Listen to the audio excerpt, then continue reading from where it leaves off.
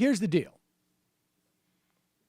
And I just got reminded of this the other day by a producer emeritus of the Majority Report.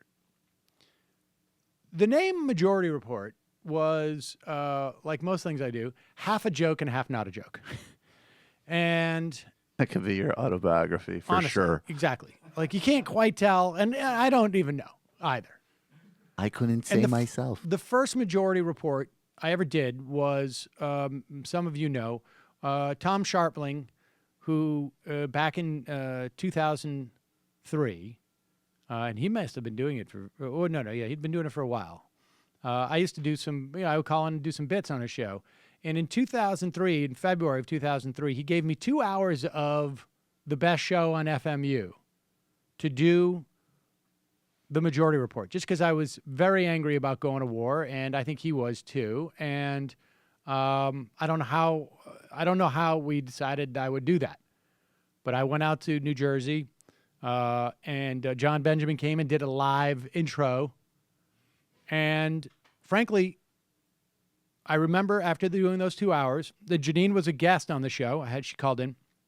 I remember after doing those 2 hours, afraid to leave the building because we got some calls. Because at that time things were a little bit scary, and we can talk about this later. But I got reminded of that time, of that scariness, to speak out and say certain things over the past couple of days. Nevertheless, the point of the name, the Majority Report at the time, was one, to just be in people's faces. Because that was, this is a time where there was no liberal talk radio, certainly not on a national level, certainly nothing on television. You weren't allowed to go on television with this stuff. And it was basically in reference to the fact that the majority of the American public had voted for Al Gore. 500,000 more people had voted for Al Gore than George Bush. Yet George Bush became the president because the Supreme Court decided to award him Florida's electoral votes. In this instance, the Supreme Court did not intercede and award Donald Trump any electoral votes, but that same dynamic exists. The majority of Americans who voted for Hillary Clinton or voted against Donald Trump. Both those things are true. A little more voted against Donald Trump than voted for Hillary Clinton.